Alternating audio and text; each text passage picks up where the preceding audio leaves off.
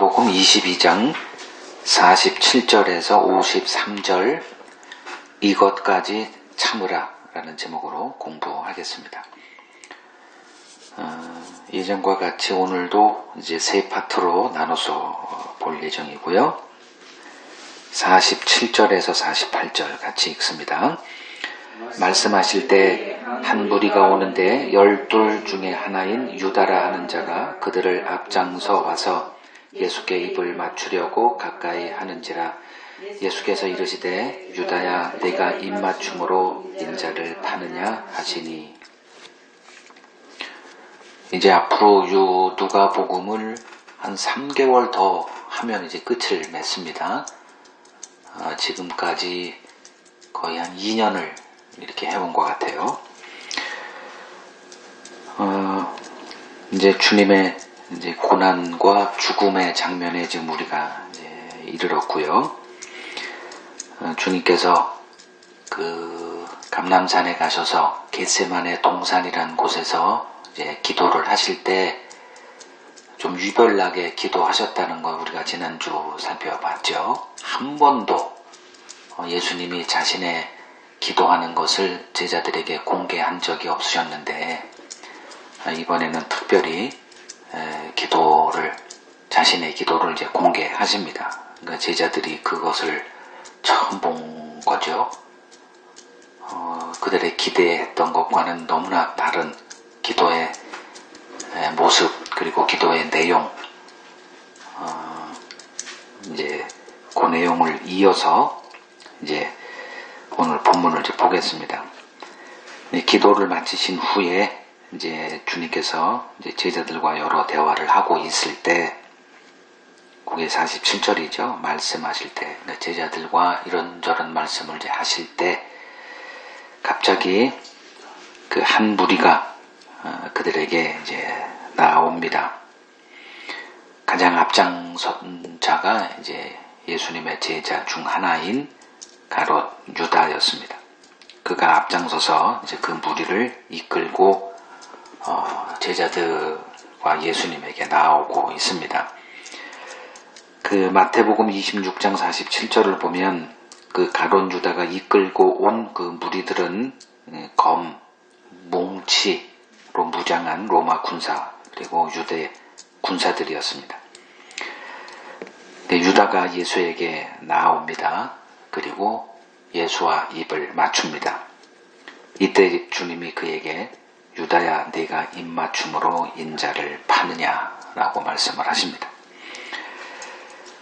그러니까 얼마 전까지만 해도 가롯 유다는 이제 예수와 제자들의 편에 서 있었던 자였습니다. 그러나 지금 그는 예수를 죽이려는 자들의 편에 서 있습니다. 그리고 예수를 잘 아는 자로 예수에게 나와 입맞춤을 하고 있습니다. 그 입맞춤을 하는 이유는 군사들이 예수님이 그 제자들과 섞여 있기 때문에 그들은 핀셋으로 예수만 잡아가면 돼요. 자칫 잘못하면 또 폭동이 일어나고 다치는 것을 막아야 됩니다. 바로 다음 날이 이제 무슨 절이죠? 유월절이기 때문에 이미 군중들이 엄청나게 수십만, 어떨 때는 수백만의 그 인파가 지금 모여 있어서 이때 일이 벌어지면 안 돼요. 그래서 이 밤을 택한 거고 예수 한 명만 잡아가면 돼요. 그것만 제거하면 되기 때문에. 근데 누군지는 몰라요.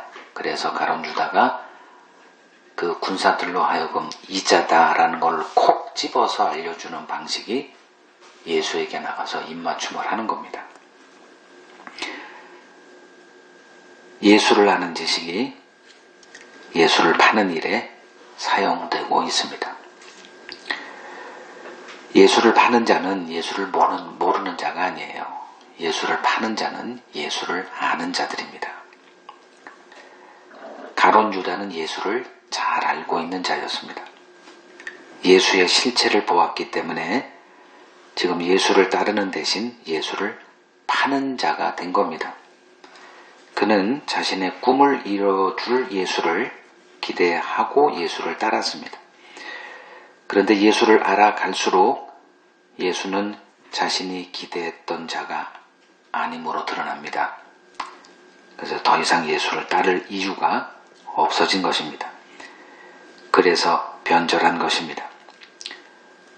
이 가룟 유다의 문제는 무엇이었다고 생각하십니까? 너무 빠른 생각이에요.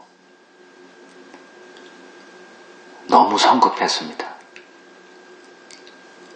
판단은 좀 늦춰도 돼요. 왜냐하면 하나님을 상대하고 있는 것이기 때문에 그렇습니다. 우리들의 문제도 마찬가지예요. 너무 속단을 한다는 데 있습니다. 대인관계가 파탄이 나는 것도 속단 때문에 그래요. 그래서 가룟 유다의 문제는 너무 빨리 판단했다는 것에 있다 이렇게 보시면 될 것 같습니다. 그에게 필요했던 것은 기다림과 인내였습니다. 그러나 그에게 이러한 은혜는 주어지지 않았습니다. 그 결과 그는 사탄의 밥이 됐고 그 나머지 제자들은 좀 이 비극에서 벗어날 수 있었죠. 베드로와 가룟 유다 누가 더 성급한 것 같습니까? 일단 베드로 하면 저지르고 보는 사람이에요. 뭐 예수님이 물 위로 걸어오실 때 뭐 이것저것 재지 않아요. 그냥 물에 뛰어드는 사람입니다. 그리고 뭔 일이 있으면 자기가 먼저 툭 저질러요. 베드로 역시 급한 성격에 있어서 가룟 유다에 뒤지지 않는 자였습니다. 그러나 이상하게 그는 기다리는 자에 서 있어요. 주님이 그를 붙들고 계셨기 때문입니다. 이것은 우리가 지난 장에서 우리가 좀 봤던 거고요. 이러한 붙드심을 우리는 알지 못해요. 그냥 우리는 지금 내 떠오르는 생각을 따라서 살아갑니다. 그래서 성경을 봐야 되는 이유가 그거예요. 이렇게 하나님이 하고 계시는구나. 영인 하나님이 하는 일은 우리는 짐작도 못해요. 사탄이 들락날락 하는 것도 우리는 느끼지도 못하고요. 성령이 임했다? 몰라요. 하나님이 하시는 일은 영이기 때문에 우리는 짐작도 하지 못하고 감각도 느끼지 못합니다. 근데 하나님은 그렇게 하신대요. 그걸 이제 우리가 어떻게 아느냐? 성경밖에 없어요. 성경을 통해서 하나님이 이런 일을 하시는구나. 그리고 지금 내가 그 기준을 따라서 내가 지금 걸어가고 있는 그 길에 경고등이냐? 아, 맞다. 아, 이건 안 되는구나. 요렇게 판단하고 이제 우리가 가는 거죠. 자, 가룟 유다는 예수를 알고 있는 자입니다. 이제 이러한 가룟 유다들이 이제 기독교 안에 넘쳐나죠. 다 아는 자로 서 있어요. 모르는 자 한 명도 없습니다. 다 예수를 알고 있는 자들이에요. 근데 문제는 가룟 유다의 문제. 자신의 꿈을 이뤄보고자 예수를 이용하는 자. 거기에 딱 걸려버린 겁니다. 내게 더 이상 득이 없을 때는 예수에서 떨어져 나갑니다. 요렇게 구분을 하세요. 이들이 예수에게 입맞추며 예수를 파는 가룟 유다들입니다. 그들의 몸은 교회 안에 있지만 예수에 속한 자들은 아닙니다.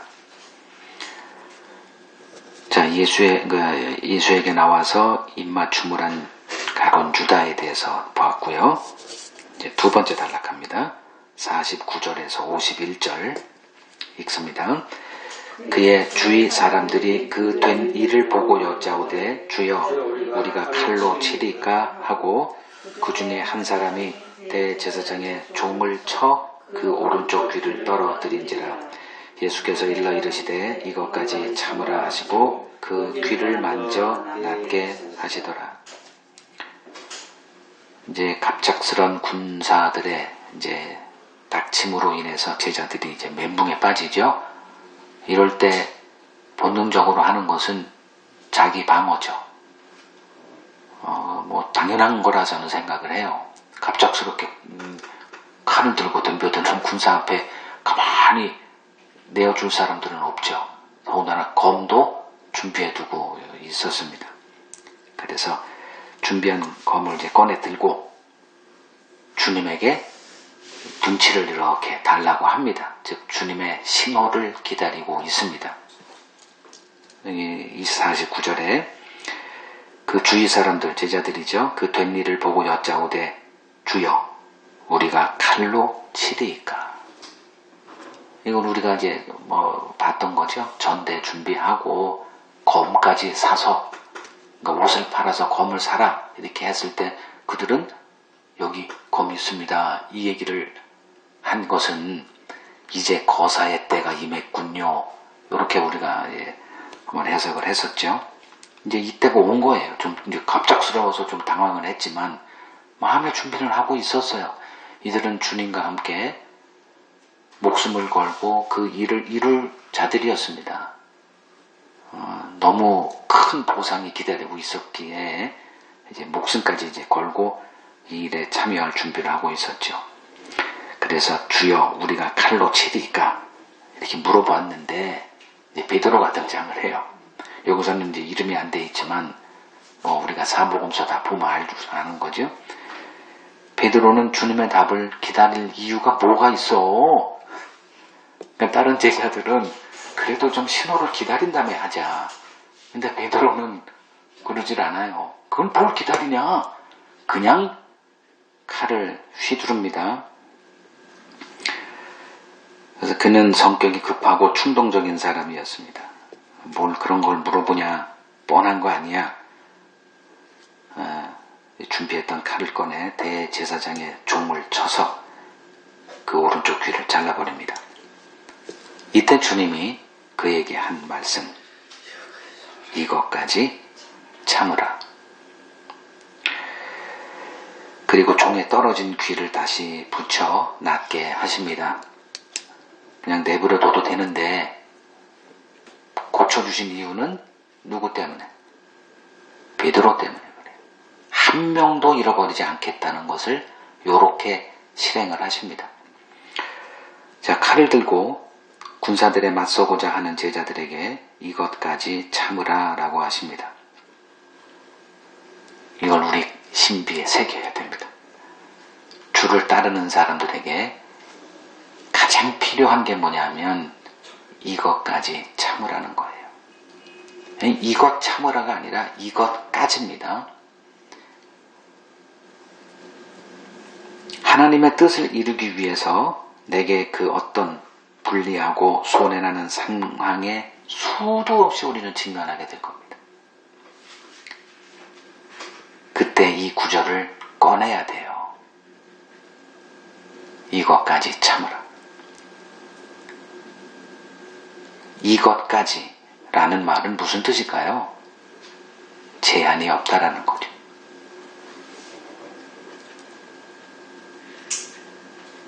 예수님이 체포되고 멸시당하고 십자가에 달려 죽는 것은 아버지의 뜻이었습니다. 제자들은 그것을 모르고 있습니다. 예수님은 알고 계세요. 아는 것과 모름의 차이가 여기서 드러나죠. 모르니까 칼이 등장하는 거예요. 이거를 참을 수가 없잖아요.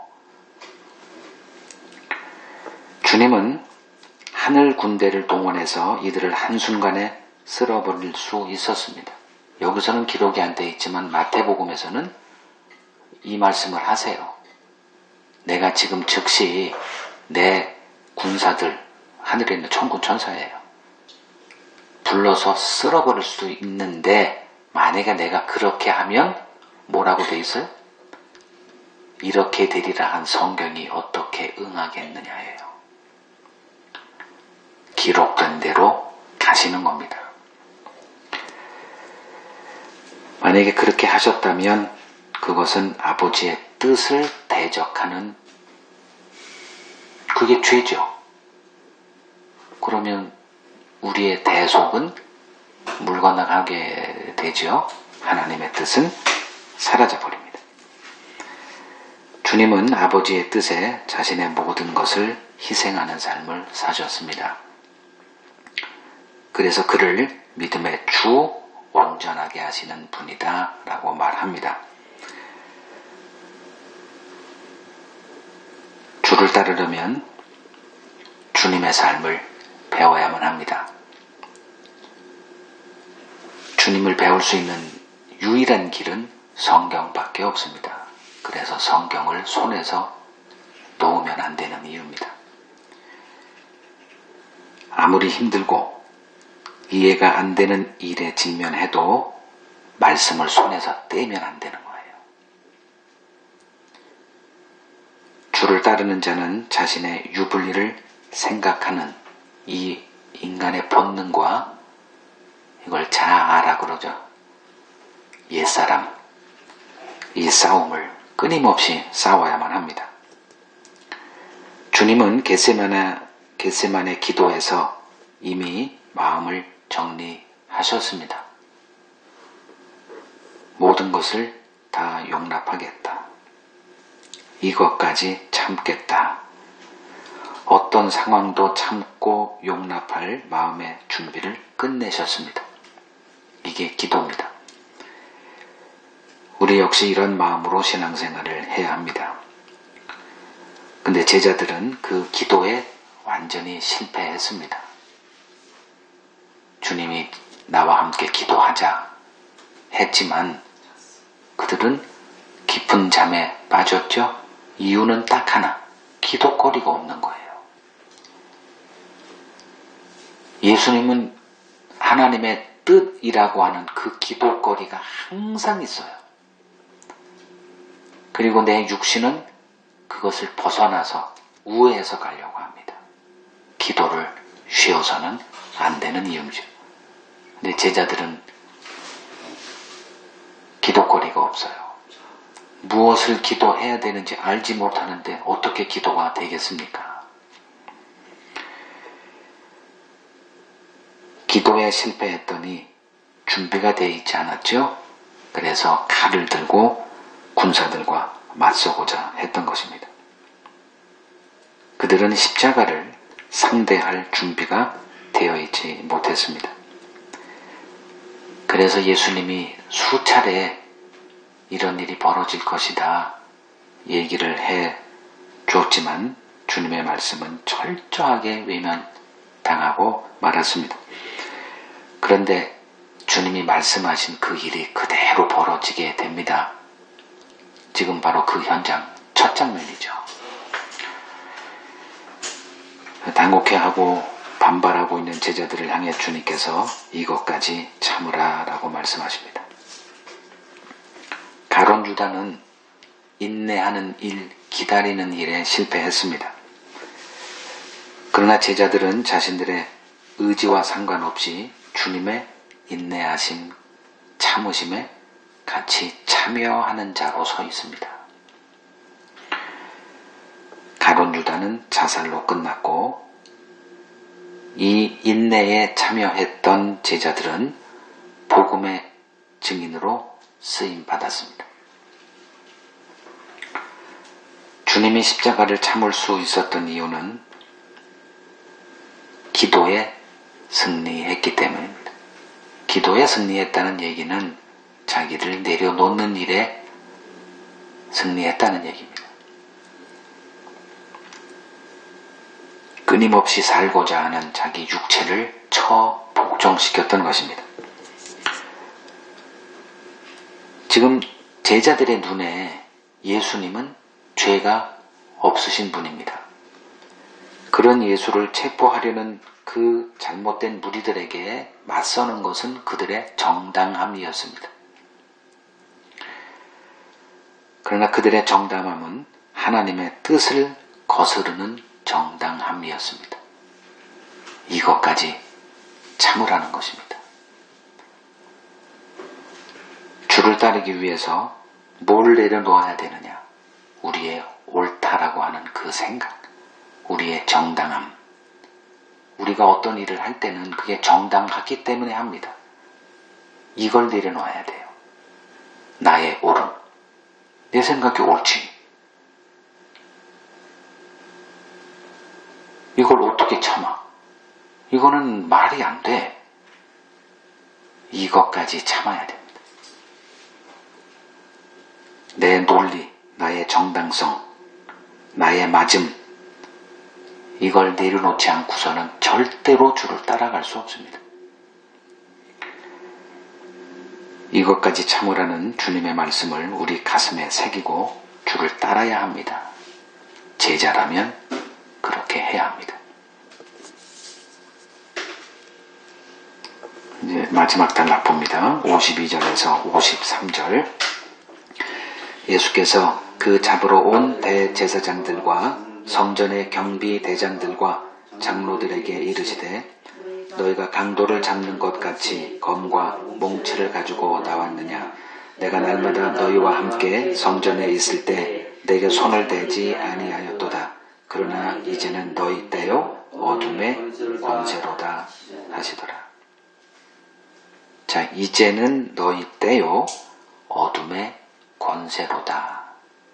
거기다 줄을 치시면 됩니다. 윗부분에서는 이것까지 참으라. 거기다 밑줄 치면 되고요. 또 첫 번째 단락에서는 입맞춤으로 인자를 파느냐. 요것만 가슴에 기억하시면 됩니다. 자, 자기를 잡으러 온 대제사장들, 성전의 경비대장들, 장로들에게 주님이 이렇게 말씀하세요. 너희가 강도를 잡는 것 같이 검과 몽치를 가지고 나왔느냐? 내가 날마다 너희와 함께 성전에 있을 때 왜 그렇게 하지 않았느냐? 예수님은 대낮에 성전에서 사람들에게 가르치셨습니다. 자기 자신을 대낮에 노출을 시키셨습니다. 그 어느 것도 주님은 은밀하게 한 적이 없으십니다. 그런데 예수를 체포하고자 하는 자들은 정작 성전에서 예수를 당당하게 체포하지 못합니다. 그 이유는 분명하죠. 사람들을 의식했기 때문에 그렇습니다. 사람의 눈치를 보는 사람은 언제나 은밀하게 행하게 되어 있습니다. 이것이 어둠에 속한 자들의 전형적인 모습입니다. 이들은 자신의 행위를 드러내놓고 하지를 못합니다. 그러나 빛에 속한 자들은 하나님 앞에 당당하기 때문에 남들이 어떻게 생각할까 개의치 않습니다. 53절을 보면 그러나 이제는 너희 때요 어둠의 권세로다 라고 말씀하십니다. 하나님의 아들이신 예수님은 때와 권세를 주장하시는 분입니다. 누구에게 권세를 주시기도 하고 권세를 빼앗아 갈 수 있는 분이십니다. 그러나 아버지의 뜻을 위해서 이 권리를 내려놓으십니다. 그리고 불법을 행하는 자들의 때에 굴복하시고 어둠의 권세에 자신을 내어주십니다. 이 세상은 인간의 때고 어둠의 권세가 지배하는 곳입니다. 이것이 우리가 태어나서 살아가는 세상입니다. 이 세상에 하나님의 아들이 오셔서 고난과 죽음을 당하셨습니다. 그들의 때에 복종하셨고 어둠의 권세에 자기 자신을 내어드렸습니다. 주님을 따르는 우리들 역시 동일한 길을 걸어가게 될 것입니다. 그러나 우리 앞에는 부활이라는 그 신기한 일이 남아 있습니다. 교회는 음부의 권세를 이기는 자들입니다. 이들을 세상은 감당하지 못합니다. 우리는 우리의 내세의 운명을 하나님의 손에 맡기고 사는 자들입니다. 그래서 삶의 어떤 처지에서도 당당할 수 있습니다. 지금 제자들은 그 당당함이 없습니다. 그러나 그들에게 부활의 주가 등장하고 나서 이제 새로운 가치관을 갖게 됩니다. 변화된 그들의 모습은 어떤 삶의 처지에서도 당당한 모습이었습니다. 이게 교회입니다. 음부의 권세가 이기지 못하리라고 하신 주님의 말씀이 바로 이것을 말합니다. 죽으면 됩니다. 이 땅에서 죽음은 신자에게 하나님의 사명을 끝내는 순간입니다. 그리고 우리는 아버지의 품으로 가면 되는 거예요. 그 후에 하나님의 나라에서 영광된 영생을 누리게 될 것입니다.